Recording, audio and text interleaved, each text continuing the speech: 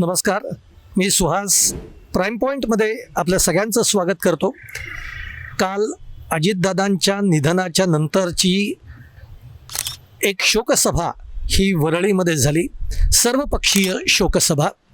आणि या शोकसभेनंतर लगेचच अजित पवार गटाच्या राष्ट्रवादीची कोर कमिटीची एक महत्त्वाची बैठक पार पडली.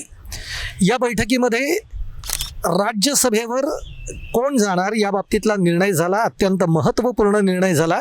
आणि राज्यसभेवर पार्थ पवारांना पाठवण्याचं सर्वांनी एकमताने निर्णय घेतलेला आहे.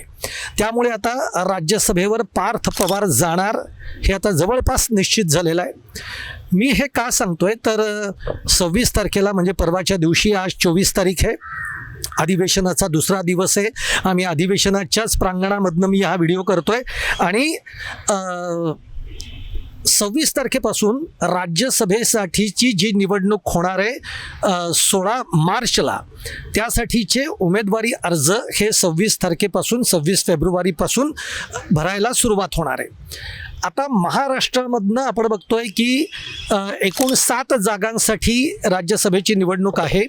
याच्यामध्ये आता चर्चा अशी आहे की ज्या पद्धतीचं संख्याबळ आहे त्यानुसार भाजप 4 आपले उमेदवार सहज निवडून आणेल आणि प्रत्येकी एक उमेदवार म्हणजे शिवसेना शिंदे गट आणि अजित पवार राष्ट्रवादी गट यांचे प्रत्येकी एक उमेदवार हे अगदी सहजतेने निवडून येऊ शकतात.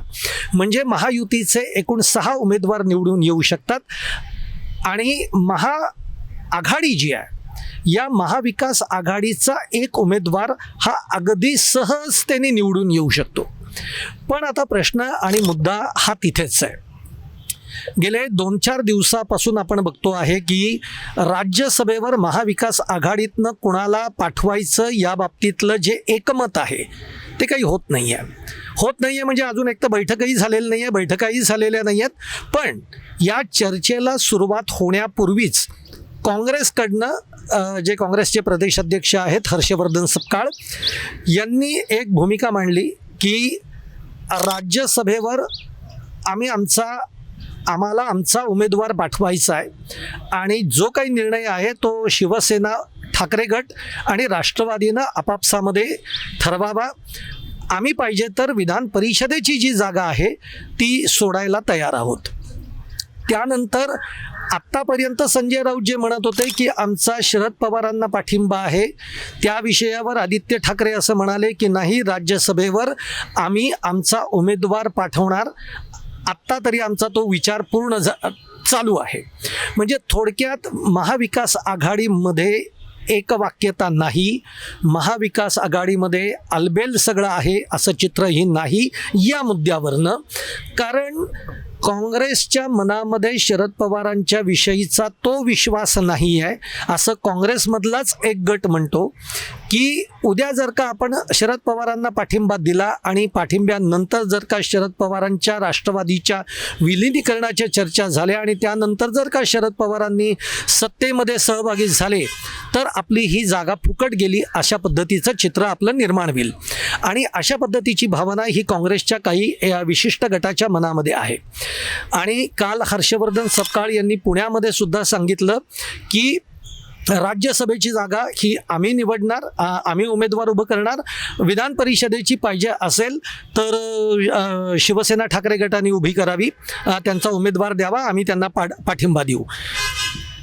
दरम्यान एक चर्चा अशी झाली की शिवसेना ठाकरे गटाचे काही वरिष्ठ नेते हे दिल्लीमध्ये काँग्रेसच्या हायकमांडशीही बोललेले आहेत आणि याच्यामध्ये कुठेही शरद पवारांच्या उमेदवारीचा उल्लेखसुद्धा झालेला नाही.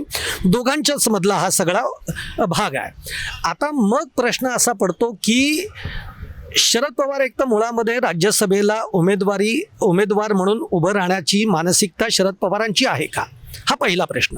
याचं कारण असं आहे की शरद पवारांनी गेल्या 1.5-2 वर्षामध्ये 2 वर्षापूर्वी हे भाष्य केलेलं आहे की आता मी पूर्णतः राजकारणातनं निवृत्त होणार आहे, मी मार्गदर्शकाच्या भूमिकेमध्ये आता जाणार आहे. त्यामुळे शरद पवार हे उभे राहतील का, हा पहिला प्रश्न. पण आता गंमत अशी आहे की चित्र पूर्णतः पालटलेलं आहे. अजितदादांच्या निधनानंतर हे चित्र पूर्ण बदललेलं आहे. त्यामुळे आता शरद पवारांना कदाचित रिंगणामध्ये उतरावं लागेल अशी परिस्थिती सुद्धा आहे.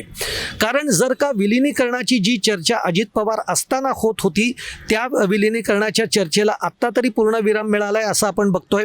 त्यामुळे शरद पवार गटातनं उमेदवारी ही शरद पवारांना लढवावी लागेल. त्यांना सगळेजण त्या दृष्टीनं त्यांचं मन वळवतील आणि त्यांना सांगतील की तुम्ही उमेदवारी अर्ज भरणं हे गरजेचं आहे आणि कदाचित शरद पवार उभे राहतील असं बोललं जात आहे. पण गेल्या काही दिवसांमध्ये म्हणजे अजित पवारच्या निधनानंतर आपण बघतोय की शरद पवारांची तब्येत जी आहे ती आत्तापर्यंत शरद पवारांना 2दा हॉस्पिटलाइज करण्यात आलं. एकदा त्यांना श्वसनाचा त्रास झाला म्हणूनही ॲडमिट करण्यात आलं आणि त्यानंतर आत्ता देखील त्यांची तब्येत थोडीशी अचानक बिघडल्यामुळे देखील पुन्हा पुण्यामध्ये त्यांना ॲडमिट करण्यात आलं. आता एकूण शरद पवारांचं वय, सध्याची त्यांची तब्येत, हे सगळं लक्षात घेता ते खरंच निवडणूक लढवतील का हा एक प्रश्न निर्माण झाला आहे. आजचीच बातमी अशी आहे की आम्ही आता विधान भवनाच्या सगळ्या प्रांगणामध्ये आहोत. जे जे काही नेते इथे बोलता आहेत, माध्यमांशी बोलत आहेत, त्याच्यावरनं एक गोष्ट अगदी नक्की होतीये, ती म्हणजे काँग्रेसही आता असं म्हणत आहे की शरद पवार जर का उमेदवारी अर्ज भरणार असतील तर आम्ही त्यांना पाठिंबा देण्याचा विचार करू. इकडनं शिवसेना ठाकरे गटसुद्धा म्हणतोय की शरद पवारांना आमचा पाठिंबा असेल. पण आता याच्यामध्ये पुन्हा एक मुद्दा असा आहे की काँग्रेस असं म्हणत आहे की आम्ही शरद पवारांना नक्की पाठिंबा देऊ, पण विधान परिषदेवर आम्ही आमचा उमेदवार उभं करणार आहे. आता विधान परिषदेवर जर का काँग्रेस आपला उमेदवार उभं करणार असेल तर मग उद्धव ठाकरेंच्या शिवसेनेचं काय? कारण तुम्हाला माहिती आहे की उद्धव ठाकरेंची स्वतःची जी काही विधान परिषदेतली जी काही मुदत आहे ती मे महिन्यामध्ये संपती आहे. त्यामुळे उद्धव ठाकरेंच्या बाबतीमध्ये आत्ताच सगळे शिवसैनिक असं म्हणत आहेत की आम्ही उद्धव ठाकरेंना हा आग्रह करणार आहोत की त्यांनी पुन्हा एकदा उमेदवारी अर्ज भरावा आणि पुन्हा एकदा विधान परिषदेवर जावं.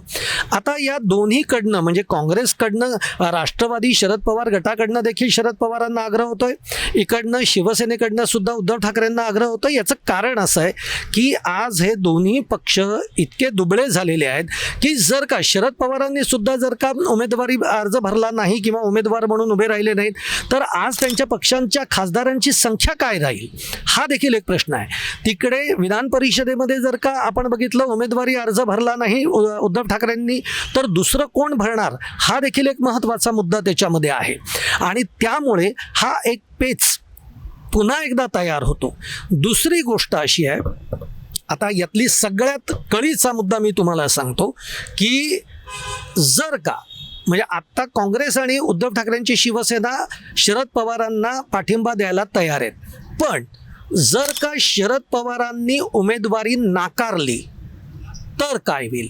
जर शरद पवारांनी उमेदवारी स्वीकारली तर काय होईल? एक लक्षात घ्या, जर शरद पवारांनी उमेदवारी स्वीकारली, उमेदवार म्हणून त्यांनी अर्ज दाखल करायची भूमिका घेतली तर मात्र एक गोष्ट पूर्णतः स्पष्ट होते, ती म्हणजे विलिनीकरणाची चर्चा जी आहे ती पूर्णतः संपलेली आहे. आता तुमचा एक पक्ष आणि आमचा एक पक्ष अशा पद्धतीची एक स्थिती शरद पवारांनी उमेदवारी अर्ज भरला तर ती तयार होते. शरद पवारांनी उमेदवारी अर्ज नाही भरला आणि मग तो काँग्रेसनी भरो किंवा मग उद्धव ठाकरेंनी भरो तर कारण याच्यामध्ये विलिनीकरणाची चर्चा जी आहे ती पूर्णतः थांबलेली नाही. हे आधी मला तुम्हाला या व्हिडिओमधनं सांगायचं आहे. ही चर्चा आजही सुरू आहे. आता जर का शरद पवारांनी उमेदवारी अर्ज भरला नाही आणि मग काँग्रेसचा उमेदवार जर उभा राहिला किंवा काँग्रेसच्या एखाद्या उमेदवारांनी उमेदवारी अर्ज भरला किंवा उद्धव ठाकरेंच्या शिवसेनेकडून जर कोणी उमेदवारी अर्ज भरला तर इथे सगळ्यात ज्ञानबाची मेख जी आहे ती इथे आहे. जर का काँग्रेस किंवा शिवसेना ठाकरे गटाकडनं उमेदवार जर का भरला गेला राज्यसभेला तर महायुतीकडून सातवा उमेदवार म्हणजे मी आत्ता पहिल्यांदा काय म्हणलं की 6 उमेदवार जे आहेत ते महायुतीचे सहज जिंकून येऊ शकतात. पण जर काँग्रेसनी राज्यसभेवर आपला उमेदवार पाठवायचं ठरवलं किंवा उमेदवारी अर्ज भरला किंवा तयारी दर्शवली किंवा सेम उद्धव ठाकरेंच्या शिवसेनेकडनं ती जर दर्शवली गेली तर आणि शरद पवारांनी उमेदवारीसाठी नकार दिला तर महायुतीकडून 7वा उमेदवार हा दिला जाऊ शकतो. आणि आपल्या सगळ्यांना जून 2022ची सगळी घटनाक्रम हे आपल्या डोळ्यासमोर आहेत. कशा पद्धतीने भाजपनी आपला अधिकचा एक उमेदवार निवडून आणलेला होता, त्यावेळी कशा पद्धतीने आमदारांची सगळी फोडाफोडी झाली होती, हे सगळं लक्षात घेता काँग्रेसला किंवा उद्धव ठाकरेंच्या शिवसेनेला सहज गोष्ट होणार नाही. म्हणजे संख्याबळ जरी असं दाखवत असलं की शिवसेना ठाकरे गटाकडे 20 आमदार आहेत, काँग्रेसकडे 16 आमदार आहेत आणि शरद पवारांकडचे 10 आमदार आहेत. आता शरद पवारांकडचे 10 आमदार काय करणार हा पहिला प्रश्न आहे. आणि काँग्रेसकडचे जे आमदार आहेत किंवा ठाकरे गटाकडचे जे आमदार आहेत हे सगळेच्या सगळे आमदार आपल्या जो कोणी उमेदवार ठरेल यालाच प्राधान्याचं मतदान करेल का, इथेच तर खरी गंमत आहे. तर ते होईल का याच्या बाबतीमध्ये आत्ता उद्धव ठाकरेंची शिवसेनासुद्धा खात्री देऊ शकत नाही आहे आणि काँग्रेससुद्धा खात्री देऊ शकत नाही आहे. आत्ता फक्त जर का शरद पवार उभे राहिले तरच महायुतीकडनं 7वा उमेदवार टाकला जाणार नाही. पण शरद पवार जर का रिंगणात उतरले नाहीत आणि जर का काँग्रेसचा किंवा शिवसेनेचा उमेदवार रिंगणात आला तर महायुतीकडनं 7वा उमेदवार हा दिला जाऊ शकतो आणि त्याला निवडून आणण्याचे सगळे प्रयत्न हे भाजपकडनं होऊ शकतात. कारण तुम्हाला एक सांगतो, भाजपचे 4 उमेदवार निवडून आल्यानंतर सुद्धा भाजपकडे 14 ते 15 आमदारांचं संख्याबळ उरतं. त्याचप्रमाणे एकनाथ शिंदेंच्या शिवसेनेकडे सुद्धा माझ्या मते 10 ते 12 जणांचं संख्याबळ उरतं किंवा त्यांच्याकडे जास्त संख्याबळ उरतं आहे. 18 जवळपास आमदारांचं संख्याबळ उरतं आहे. आणि अशा वेळेला राष्ट्रवादी शरद पवार गटातले जर का काही आमदार यांच्या बाजूनी आले, अजित पवार गटातले एक उमेदवार तर आरामात निवडून येतोय आणि त्यांचा 4 आमदार हे शिल्लक राहत आहेत मतदानासाठी. त्यामुळे असं जर गोळाबेरीज केली आणि त्यानंतर फोडाफोडीचं राजकारण जर का भाजपने केलं, आता भाजप उमेदवार टाकतोय का एकनाथ शिंदेंचा शिवसेना उमेदवारी टाकतीये हा त्यातला पुन्हा एक चुरशीचा भाग असणार आहे. पण 7वा उमेदवार महायुतीकडनं दिला जाईल जर काँग्रेस किंवा उद्धव ठाकरेंची शिवसेना ही राज्यसभेवर आपला उमेदवार देणार असेल तर. शरद पवार उमेदवार असतील आणि त्यांना हे दोघंही पाठिंबा देत असतील तर महायुतीकडनं उमेदवार दिला जाणार नाही. पण शरद पवार नसतील तर मात्र ही निवडणूक 2022मध्ये ज्या पद्धतीने राज्यसभेची निवडणूक झाली त्या पद्धतीने ही राज्यसभेसारखी निवडणूक ही फोडाफोडीच्या राजकारणाची होईल आणि त्यामध्ये 7वा उमेदवार हा काँग्रेस किंवा शिवसेना ठाकरे गटाचा निवडून येईलच का याची खात्री ही दोन्ही पक्षांना आत्ता देखील नाही आहे. जरी दोघंही म्हणत असले की आमच्याकडे पुरेसं संख्याबळ आहे तरी त्यांच्या मनामध्ये ही भीती आहे की भाजप आणि एकनाथ शिंदेंची शिवसेना ही फोडाफोडीचं राजकारण नक्की करणार. त्यामुळे राज्यसभेची एक जागा जी आहे महाविकास आघाडीकडे, या एक जागेवरनं सगळं युद्ध सुरू झालेलं आहे आणि या सगळ्या राज्यसभेच्या एका जागेच्या केंद्रस्थानी आहेत ते म्हणजे शरद पवार. तुम्हाला काय वाटतंय?